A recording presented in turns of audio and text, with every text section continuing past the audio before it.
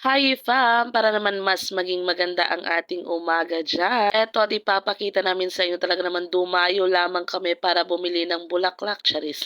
Pauwi na kami niyan kaso ito talaga ayan nakalimutan namin no, nadaanan na pala namin kaya bumalik kami at talaga namang ayan. Sino ba namang hindi matutuwa at talaga namang ang ating mga plantita diyan ay nako talaga. Meron na siguro mga heart yung mga mata nila ngayon dahil nga talaga namang pagplantita ka, abay eto po ang mga kahinaan ninyo.